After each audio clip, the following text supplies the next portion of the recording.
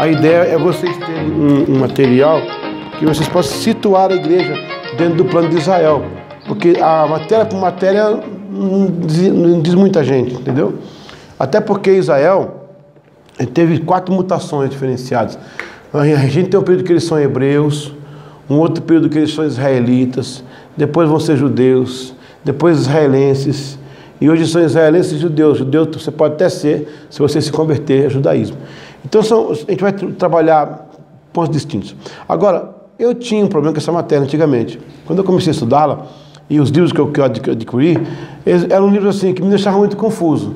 Porque nós estamos falando de um país que tem os seus 3, 4 mil anos, 5 mil anos de idade, é muita coisa, né? De uma nação, país não, uma nação, né? Eles foram família, tribo, nação e estado. Então, teve muitas ações. Então, você mistura muita coisa. Aí eu comecei a criar uma técnica de aprender como aluno. Aí, como aluno, eu via que a pessoa que ensinava como professor. E às vezes o professor está com a cabeça lá em Marte e o aluno está vindo aqui é Mercúrio ainda. Então, lá atrás de Mercúrio. Então, já passou a Terra, está lá em Saturno já, o professor. O aluno está aqui atrás. Eu comecei a me sentar como aluno. O que foi que eu fiz? Eu quebrei a matéria. A primeira coisa que a gente vai estudar agora é só historicidade.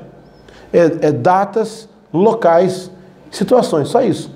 A gente vai ser tentado a passar por alguns momentos perto do tabernáculo, nós vamos passar perto do cativeiro, a gente vai passar perto das tendas dos patriarcas, mas nós vamos nos deter aos pontos históricos, né? Aí quando você tiver na cabeça o pano histórico montado, aí é só encaixar a carne no esqueleto que vai dar tudo certo.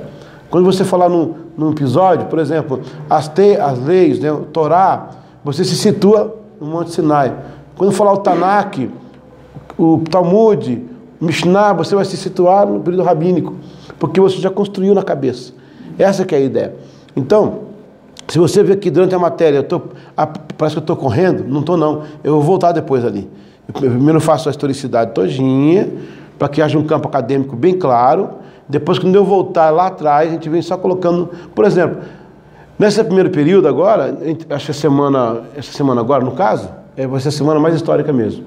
A gente não vai tocar em assunto de costumes, tipo a música, o idioma, como é que surgiu o hebraico, né, a roupa, o que é o bar mitzvah, o que é essas coisas que não dá. A gente vai primeiro fazer historicidade, e tem muita coisa aí, amém? Essa apostila que você tem é o que eu vou passar aqui na frente. Já prevendo que algumas telas ficariam muito difíceis, eu passei para a apostila. Ela teria 205 páginas. Eu reduzi para 100 e poucas páginas aí, 100 e alguma coisa. Mas dá. E ainda está faltando coisa para caramba. Está faltando muita coisa. Vai sair o meu livro sobre história e cultura de Israel. Vai sair agora o lançamento lá em São Paulo, de 16 de julho. O livro é bem suculento. Aí tem pesquisa, coisa, é mais focado. E essa apostila, ela traz só o tema esquelético, né, da matéria. Eu estou aqui como professor para ensinar. Então, onde eu não posso ter como professor, vai o meu livro. Já que o livro está aqui em pessoa, a gente vai comentar, né? Então, fica mais fácil para a gente conduzir. Amém? Vamos começar então com o período patriarcal. A gente vai entender que ele resume ali o chamado de Abraão, a questão de Isaac e Jacó. Você vai ter o tempo do José também, que vai aparecer, que é muito significativo, né? A aliança com Deus é promessa. A questão da datação, aqui a gente pontua aqui 2000 anos antes de Cristo. Essas datas não são exatas, gente. Vai aparecer um dia alguém que dê dia, hora e mês, né? Mas são datas aproximadas. Tem uns que faz a leitura via data oriental, a gente faz a via data ocidental. A nossa data a gente está baseada no retrovisor de Gregoriano. Gregoriano não está aí nessa época nem pensar, mas a gente fez uma leitura gregoriana para trás. Ou seja, a gente tem que definir uma linguagem para se situar. Aí depois que se situou, porque para a nossa fé, não quer dizer muito se Abraão nasceu em 1948 a.C. ou 2000, não muda nada. A gente tem só uma projeção, porque é mais ou menos essa data que está acontecendo aí. Então, o chamado de Abraão é o ponto principal da matéria. Porque quando você lê a Bíblia e você foca Adão, Noé, faz aquela genealogia ao contrário, né? Então a gente costuma situar aquela linhagem santa e tal. Mas aquela linhagem santa não teria sentido a nível de igreja se um homem não fosse chamado específico para conduzir uma nação e dessa nação só ser um homem. Por ser linhagem santa ou adequada ou bíblica, ou o que seja, não teria sentido para nós se Cristo não viesse ao mundo. Então quando Abraão é chamado, já é com vistas ao Cordeiro. Abraão já é chamado com vistas a Jesus. Já é chamado com vistas a Jesus. Claro que tem outras condições no Velho Testamento que também apontam. Quando Deus tira a roupa, tira o couro, né, do animal e faz roupa para Adão e Eva e diz que sem derramamento de sangue não há remissão de pecados, está apontando para o Calvário. Quando o Abel oferece o sacrifício também, a primícia, está apontando para o Calvário. Mas são apontamentos, como era também para outras religiões. Por exemplo, a questão de Caim e Abel é uma questão ética. A gente discute muito a parte espiritual, mas é também uma questão ética, porque Caim não entendeu a resposta. Deus precisava, daquele momento de projeção profética, para dizer ao mundo, não vai ser um fruto da terra, não vai ser uma outra coisa que vai dar a salvação, sim o Cordeiro. Aquilo era didático, mas o Caim não teve educação para entender aquilo, e ficou nervoso e matou o seu irmão. Se ele tivesse tido um pouco mais de espiritualidade, ele teria entendido, não, Deus quer ensinar agora, no começo de tudo, antes de tudo acontecer, Deus quer ensinar que só o Cordeiro, ele vai só aceitar a oferta do Cordeiro, e esse Cordeiro aponta para Jesus. Mas Abraão é chamado especificamente por causa do Senhor, culminando a igreja do Senhor Jesus. Bom, mesmo assim nós temos a linhagem de Adão, está aqui em Gênesis capítulo 4, Adão então ele vai ter na verdade, gente, Caim, Abel e Sete não são os 3 filhos primogênitos dele que nasceram primeiro. Não, são 3 pessoas que a cronologia bíblica destaca para trazer uma linha de pensamento. Olha, no tempo de Abraão e de Eva lá, eles tiveram muitos filhos.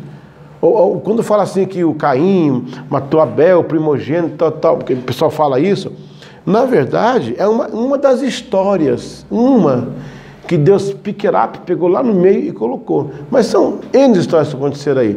Esses 3 são importantes. Por quê? O Caim vai ter uma linhagem muito, muito interessante, muito persuasiva na Bíblia. Inclusive aqui, ele vai ter uma família que vai dar a consistência à indústria, ao comércio, às artes, que são Jabal, aquele pessoal todo ali, né? O Caim, o Abel foi interrompido pela morte. Os 7 que seguem então na linhagem que vai dar o Abraão, lá embaixo, que daqui está o Noé. E é incrível, cara, como é que esse pessoal vivia, né? O 7, quando morreu, Jacó tinha 58 anos. Não, 7 não, 100. O 100, quando morreu, um dos filhos de Noé, que são Cão, Sem e Jafé, ele tinha, no caso do patriarca Jacó, tinha 50 anos ainda, o cara estava vivo ainda. Ele conheceu neto, bisneto, bisneto, taneto, canchaneto, octaneto, sei lá. Coisa esquisita, neto. Ganha neto. Vai por aí afora, né? O cara viu muito. Aqui tem um Enoque que aparece, e tem outro Enoque, você viu aqui, ó? Um Enoque aqui, ó, e tem outro aqui, ó. São 2 Enoques diferentes. Eram nomes comuns? Eram nomes que eles usavam. Jesus, né? Jesus tinha um monte lá de Jesus. Yoshua, né? Yoshua tinha bastante naquela época lá. Inclusive os outros discípulos que até acharam baús, né? Com o nome de discípulos parecidos e tal, e foram ver, não era bem. Porque era um nome conhecido demais. O Enoque aqui, ó, é o Enoque da linhagem santa, né? Esse Enoque é o Enoque de Caim, onde ele estabeleceu a primeira mobiliária, no caso. E aqui nós temos o Noé, aqui embaixo. O Enoque aí, ó, ele é aquele que andou com Deus e foi o pai de Matusalém. Então quem anda com Deus gera gente, né, interessante. Aí Noé vai ter os 3 filhos que vão delinear as civilizações pós-dilúvio. Porque o dilúvio vai ser um divisor, literalmente, um divisor de águas. Essa foi boa. Essa foi sui generis. Eu vou até anotar, ainda bem que gravei. Com todas as letras possíveis, o dilúvio vai ser um divisor de águas. E quando o dilúvio acontece, que morre toda a população, então esses 3 filhos permanecem com o pai e eles vão se situar em regiões diferenciadas da Europa, da Ásia e da África, né? As origens dos povos hoje, todos eles têm proveniente deles aí. Então nós temos aqui o Noé, nós temos o Cão, o Jafé e o Sem. Do Caim vai ter uma miscigenação que vai povoar muita parte do norte da África em si. Não se pode confundir cor. Isso é uma discussão muito ética. Não pode discutir cor. Porque é um negro que veio da África, é filho do Caim. Isso é uma linha de pensamento ofensiva e ela não é ética. Porque tem também gente tem pessoas descendentes de Sem e Jafé que também tem uma cor também mais escurecida. Isso não é questão. Agora, pela região que se vive, existe um impacto chamado miscigenação, ou na pigmentação. Os isolares influenciam esse impacto. Mas não deve se ligar a esse fato. Outra coisa, que também é ético. Porque os africanos foram amaldiçoados porque era filho de Cão por Noé. Quem que amaldiçoou eles? Foi Deus ou foi Noé? Foi Noé, não foi Deus. A maldição sem causa não se cumpre. Tudo bem que tem um histórico difícil, o povo africano, por uma questão de escravidão, de perseguição. Então, vamos situar isso num ponto geopolítico, num ponto mais social. Eu não colocaria muito espiritual essas coisas, porque seria assim, muito trágico da nossa parte entender nesse princípio. Agora, coincidentemente, é um local que muito sofreu. E aí você pode... Agora, eu sinceramente, apesar que a matéria não é teologia do Velho Testamento, tiver alguém que possa me ajudar aqui, mas eu vou para o lado da ética. Eu não quero entender que Deus tem uma linha teológica para culminar numa maldição mandada para cima de um povo. Porque até então foi o pai dele que amaldiçoou, não foi Deus. Deus não amaldiçoou ele. Não lembro disso. O pai dele que amaldiçoou. Então tem umas coisas... Mas a questão de ética não é da matéria. Tem coisa que vai puxar, mas não é da matéria. A gente tem que se manter dentro da matéria. E aí essa é a genealogia que a gente vem chegando até aqui. Aqui nós vamos começar a trabalhar mais essa parte que vai ter aqui o Abraão. Aqui tem esse pessoal aqui, ó, atrás dele aqui, ó, tá vendo aqui Éber? É desse homem que vai começar a se chamar os hebreus. E das variantes que existem no significado, no nome hebreu, uma delas é que é aquele que atravessa do outro lado, o outro é aquele que atravessa do outro lado carregando alguém nas costas, e assim vai. Mas é um nome que indica uma ação de quem está em movimento, e um movimento hard, um movimento brusco. Essa que é a ideia de hebreu.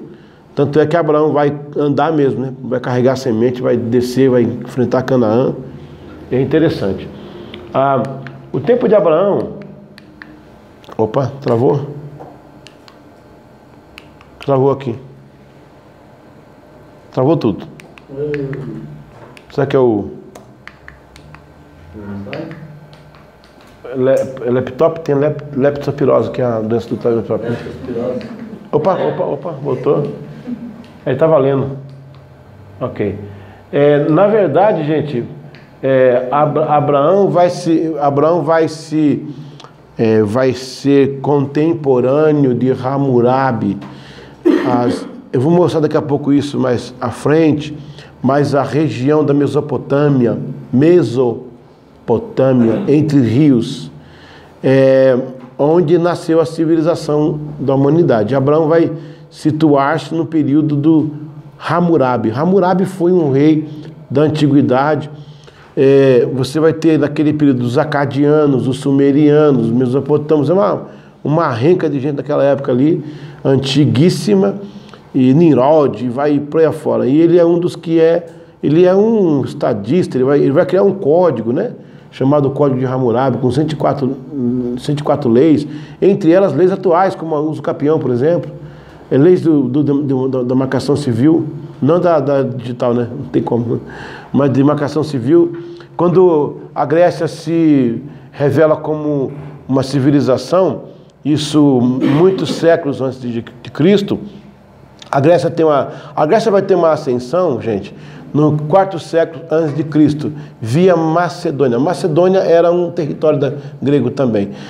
Mas, na verdade, o surgimento da Grécia é muito antes, muitos séculos antes, e o Marco Civil da Inglaterra, o Marco Civil da Grécia, que vai ser o modelo do mundo ocidental, foi inspirado também em Hammurabi. Quer dizer, você, às vezes, estudando história, você fala, meu Deus do céu, a gente não evoluiu nada, né? Porque o pessoal já tinha coisa daquela que ninguém hoje tem.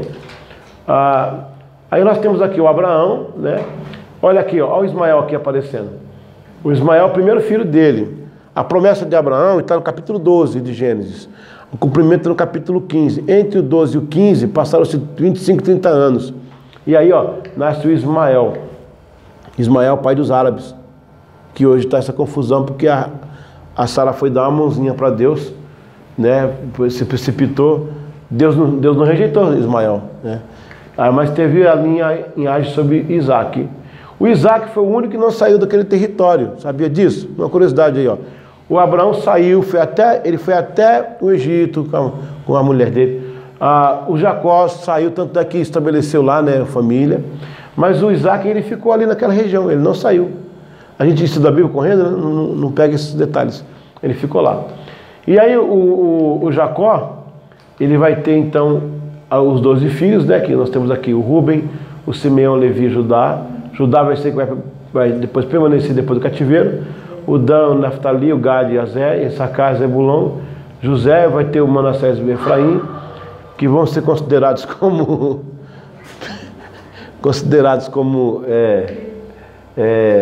substituto de José. E o Benjamim. Benjamim, filho da minha dor, né? Benjamim, filho da minha dor. São os 2 filhos, né, daquela mulher que até a pessoa fala que Jacó era analfabeto, mas Deus usava ele, porque está escrito que ele amava Raquel e não lia. Mas Lia era outra mulher, não é que ele não lia. Então, nós vemos aqui, aqui já começa a se formar esse povo que vai trazer Jesus, né, ao mundo, que é o leão do tribo de Judá, e aí vai. Bom, numa linha panorâmica, você tem aqui o trajetório de Abraão. Olha que interessante. Aqui hoje, gente, é o Golfo do Pérsico, tá? Golfo Pérsico, onde está o Kuwait. Eu tenho uma vontade de ir lá. É o único lugar que eu não fui ainda. Eu já fui em todos os lugares. Falta até aqui, até Alepo eu fui perto. Eu cheguei até aqui, aí a ONU mandou voltar. O pessoal da ONU falou, não vai não. Já estava começando aquele negócio já. Já estava dando ânsia de vômito já o negócio, né? Ia começar o problema do Bashar al-Assad. Agora que não dá para ir mesmo, agora não tem.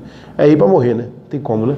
Se o cara olhar para mim assim, colocar na internet meu nome, eu pregando, já põe para laranja, já vai para a faca. Bom, eu cheguei até aqui, eu não consegui até...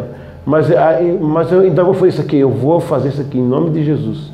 Eu queria muito vir aqui, Ur dos Caldeus, né? Essa região, que hoje aqui é o Iraque, gente. Iraque, o Irã, Arábia Saudita, Síria, Líbano, Israel, Egito, Arábia Saudita aqui, Jordânia, aqui do lado, Cisjordânia. Veja, Abraão recebe o chamado de Deus aqui nesse local. E ele sai então com os seus pais, né, também, e vai até Arã. E eles vão ficar aqui, ele recebe aqui o chamado, aqui a promessa, e vem para cá, Isaac nasce aqui, nessa região aqui de Berseba. Nós vamos ter aqui em torno de 900 quilômetros ao todo, quase 1000 quilômetros de extensão. Por que ele não fez esse trajeto? Porque isso aqui é puro deserto, a pessoa não consegue viver. Não tem como. Inclusive hoje é muito difícil ainda. Tempestades tem os beduínos que transitam aqui com maior facilidade. O povo que nasceu para aquilo, nunca vi. Eu fui lá no Monte Sinai, o cara que ele fumava, subia e descia aquele monte, sem cansar, e a gente cansado, eles riam na cara da gente, ria. Fala, brasileiro cansado, brasileiro barrigudo. Meu Deus do céu, cala a boca, Satanás.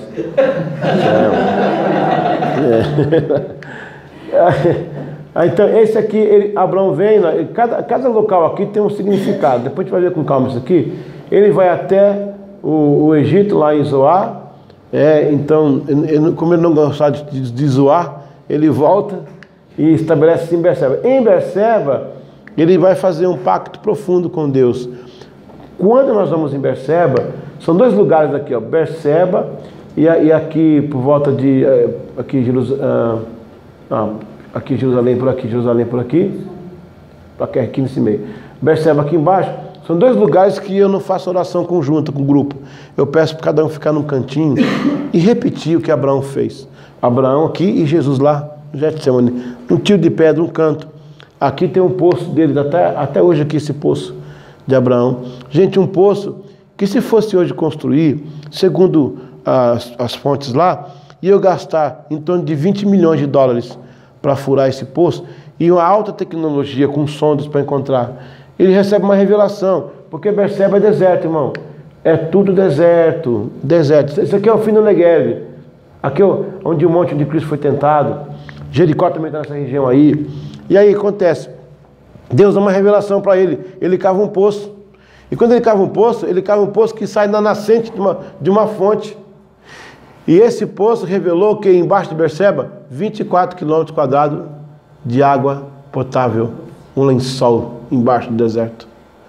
Água doce. Aleluia. Gente, Deus é maravilhoso. Não tem como não. É como diz o Tomás de Aquino. Se você arrumar argumento para provar que Deus não existe, é mais provável que você encontre Ele. Por quanto mais você tem, você vai ter. É mais razoável você crer nele do que você não crer. Tomás de Aquino fala isso, né? Tomás de Aquino, 1240.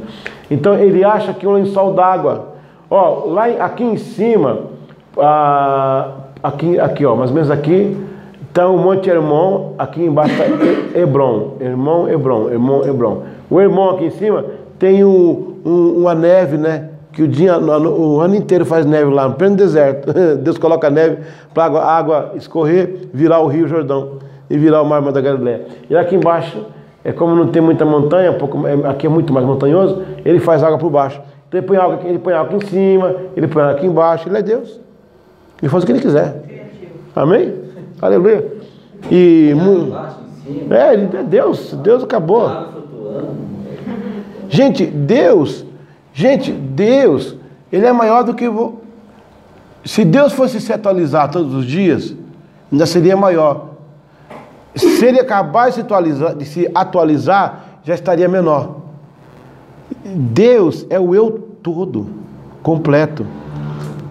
Deus não tem nada de desenvolvimento. A gente vai desenvolver muita coisa ainda, né? Essa aula aqui é para isso. Mas Deus não desenvolve nada, Ele já está desenvolvido. Por isso que Ele não tem justiça, Ele é a justiça. Ele não tem amor, Ele é o amor. Ele diz para Moisés, pega meu CPF, meu RG, anota aí, eu sou. E fechou em mim. Deus é o começo da eternidade e o fim dela. Porque Ele é um todo. E se a eternidade é infinita, o que é esse Deus? Que Ele fecha de um ponto ao outro. Deus, Ele é... e você sabe que tentar entender Deus, a gente usa uma linguagem romântica, Deus está aqui, amém. A gente subentende, Ele está mesmo, está aqui agora, né? Deus existe aqui, mas na verdade não é bem assim. Porque quando você fala que Deus está aqui, você colocou Deus dentro de algo que Ele criou que é menor do que Ele, então Ele não cabe aqui dentro. Deus está acima e afora da existência, acima e afora. Acima. Onde Deus? Onde também não está, porque se eu falar onde, eu já delimitei. Na dimensão, eu não posso também colocar, porque a dimensão seria maior do que Ele. Se Ele está na dimensão, ele não pode ser maior que a dimensão, menor que a dimensão. Então Ele está acima e afora da dimensão. A gente não tem ideia quem é Deus. A gente tem pequenos assim, sinais aqui quem é Deus. Esses homens tinham uma compreensão de Deus assim, fantástica. Fantástica.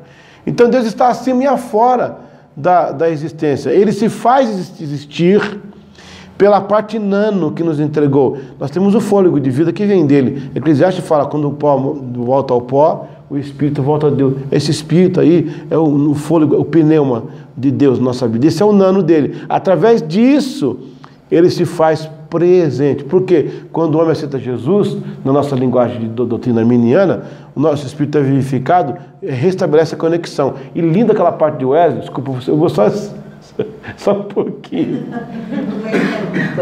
Está na matéria. Quando o Wesley fala da privação total, não da depravação total. A imagem de Deus não foi danificada com o pecado, ela foi ofuscada. Quando eu aceito a Cristo, Ele restaura essa imagem. E eu posso ter comunhão com meu Deus. Glória a Deus. Aleluia. Amém, igreja? Coisa linda, né? Então, esses homens aí tinham revelação de Deus profunda. Por isso que acontecia esse tipo de coisa. Aí na sua apostila está assim, ó. Número 1, Terá, pai de Abraão, sai de Ur dos Caldeus com essa página, acho que é a página 12.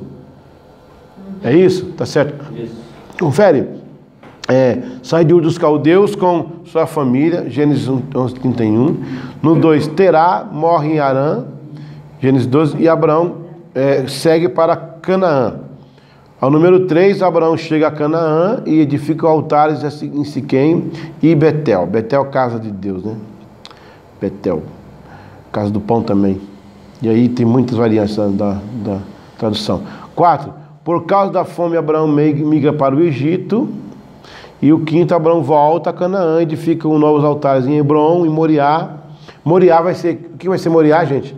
Jerusalém. Moriá, onde está hoje a capela dos muçulmanos, aquela Doma Dourada. Não, falar capela ofendeu os caras, né, a mesquita dos caras. Edifica novos altares em Hebron e Moriá. Mas uma nova fome reconduz seus descendentes ao Egito, que é no caso de Jacó. Aí você vê aqui embaixo, aponta aqui, ó, o Mar Vermelho, que é azul, no caso ele é azul mesmo, não é vermelho. O Sinai está aqui, a península. Eu não vou esconder de vocês, não posso esconder. Há uma teoria que fala que aqui na Arábia Saudita, Israel teve o Sinai, que tem outro Sinai aqui embaixo, chamado de Sinai. Eu fico com o Sinai de cá. Aqui arrepiou, aqui não, entendeu? Aqui eu arrepiei. Então, onde arrepia eu fico, entendeu? Ali arrepiou. É mais bíblico, é mais chegado. Mas tem uns arqueólogos aí que não são crentes e ficam falando coisas assim que não deve, mas tudo bem, vou respeitar a patente deles, né? Amém. Bom, aí nós temos a Canaã tão falada, que também é a Palestina. O que é a Palestina? Por causa dos filisteus, que eram povos nômades do Mediterrâneo. Olha, gente, quem povoou a Itália, quem povoou... No caso da Itália são os italiotas, os etruscos, né? Os cretenses, a Grécia, são povos do mar. Por isso que eu falo que jogar a culpa só no Caim é antiético, porque aquele mar tinha de tudo. Era o mar da região, o mar Mediterrâneo, onde vinha a pesca pesada e tudo, comércio também. Então eles se misturavam. Os cananeus, eles são dali, daquela região. O Filistia também, é aquela ponta, essa ponta aqui é Filistia, ó. A Filistia é essa ponta aqui, Filisteus. Quando tem o nome de Palestina, por que é Palestina? Foi um nome dado pelos romanos. Eles iam falar Filistia, não falava direito o Palestina, para Filistia, Palestina, ficou Palestina. Aí vem os outros estudos mais modernos e colocam traduções, eles relocam o nome à época e jogam o significado do nome. É isso que acontece. No Palestina está à margem, pode ser também. Filistia tem um significado, mas são nomes. O Palestina foi um apelido que Roma deu, por isso que tirou Palestina. Mas Palestina, Filistia, Canaã, é tudo numa coisa. A Filistia é um pouco mais locada aqui nesse canto. Aqui tem Gaza, Ascalon, mas é tudo o mesmo pessoal. Na verdade, isso aqui, Jacó deixou a casa de seus pais e foi para Harã. Aqui em cima está Harã. Ele deixou Hebron, ele subiu para Harã, para fugir de Esaú, do irmão dele, e obter sua esposa. Que lá ele encontra o Labão, né? O Labão não, o tio dele, o irmão da mulher da mãe dele, o Labão, que era um Labão, né? E ele teve uma visão de uma escadaria ligada aos céus. Anos mais tarde retornaria pela mesma rota. Do modo que ele foi, ele voltou. Abraão vai encerrar o seu tempo ali. Ele vai ter a promessa Deus vai mostrar para ele. Eu estive no Monte Nebo, onde ele viu a posição que ele estava, mais ou menos que os arqueólogos disseram, era aquela, e realmente dá para ver, cara. Você vê todo Israel. Claro que é nublado, não é nítido, é cinzento, sabe? Você não consegue nem ver cidades. Mas você vê aquela estria não, gente, aquela stream, aquela lista, aquele caminho. Aí você vê assim uma planície.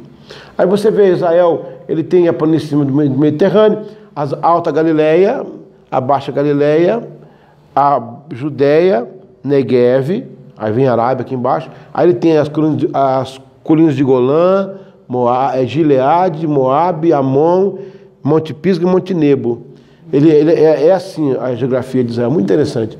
E no meio o Vale do Jordão, entre as montanhas e as colinas. E ele vai então ele vai até o Egito, tem toda aquela situação lá com o rei Meleque lá, e a mulher dele e tal, e é meia irmã e tal, e briga dos reis, volta o caso do Ló, e aí isso aqui vai ficar para outra parte da história. E aí ele termina seus dias ali, a Jacó continua, depois daquela celeuma com a mãe, com o irmão, ele peregrina também, e ele vai ser agora o pai dessa nação israelita.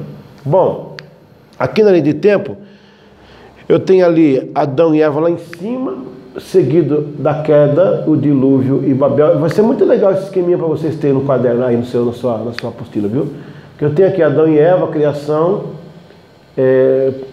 Você pode perguntar, o que você faz com a pré-história, né? Como professor cristão. Olha, gente, a datação é grande, né? A pré-história se divide pelo menos em duas partes, não, se divide em 3 partes.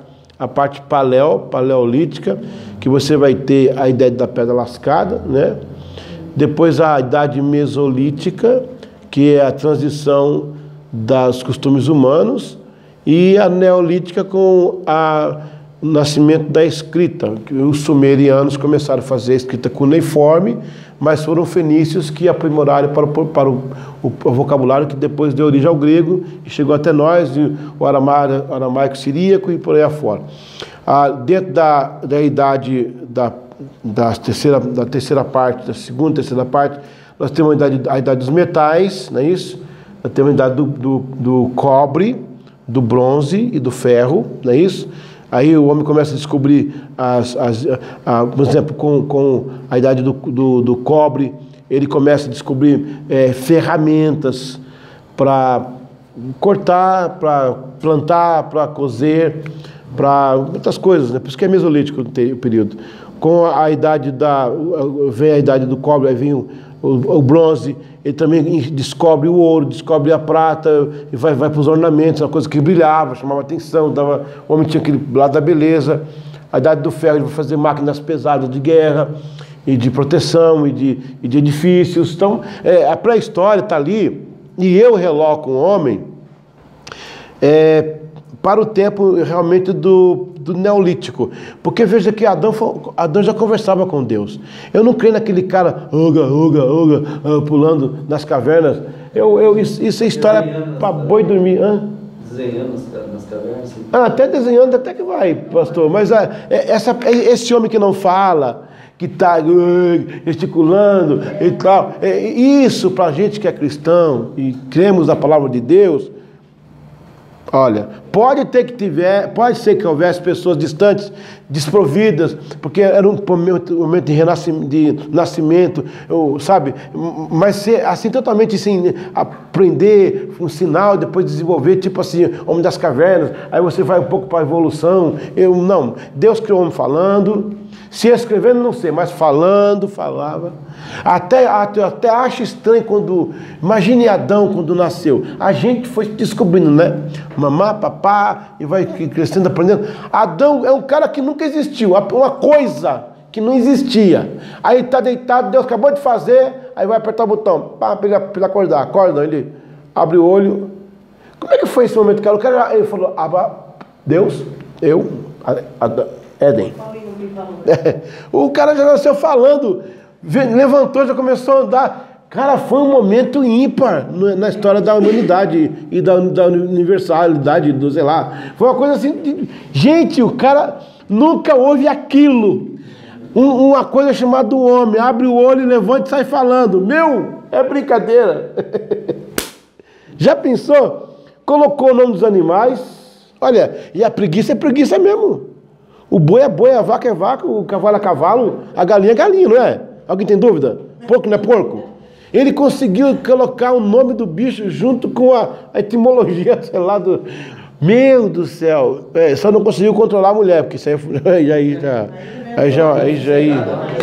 Aí é que estava muito sossegado ali. Mas é interessante, eu remonto, assim, quem sou eu, né? Mas um dia lá no céu a gente vai saber disso. Eu remonto ele para essa época aí, eu não estou adepto de negócio das cavernas, essas coisas não, misericórdia. Vem a queda, o dilúvio, depois a Torre de Babel. Aí nós vamos ter Abraão, Isaac, Jacó, José no pacote, né? Moisés, ali, ó, Josué, aí vem o reino, o Êxodo, a lei, a terra prometida, os juízes. Aí vamos ter o período da monarquia unificada, depois o reino dividido. Aí nós vamos ter a construção do templo. Depois vem aí o divide com Roboão e Jeroboão, apesar que os nomes se parecem, mas não são parentes, assim, pelo menos não são da mesma tribo. E aí vem os reinos divididos aqui embaixo. Deus vai estabelecer aqui um protótipo, o homem quebra. Ele salva aqui um grupo para tentar refazer. Se revela a Abraão, ele cria uma família, que cria uma tribo, que cria uma nação. Essa nação veio ao mundo. Depois eles se obedecem. Deus resguarda Judá e dele sai o homem que é Jesus. Então Deus chama um homem para construir um povo, para esse povo trazer um homem, que é Jesus. E Jesus sendo apontado em várias partes do Velho Testamento por vários tipos de tipologia, né? A começar por Adão, né? Deus deu uma mulher para Adão, uma esposa no jardim, e Adão deixou ela no túmulo. Jesus pegou a mulher no túmulo e deu para ela um jardim, que é a igreja. Eita, coisa boa. Deus é bom, né? Pastor Cláudio, esse aqui é o número 2, agora no Romano. Vamos dar uma pausa, gente? Para a parte 2 aí? Alguma pergunta, pessoal?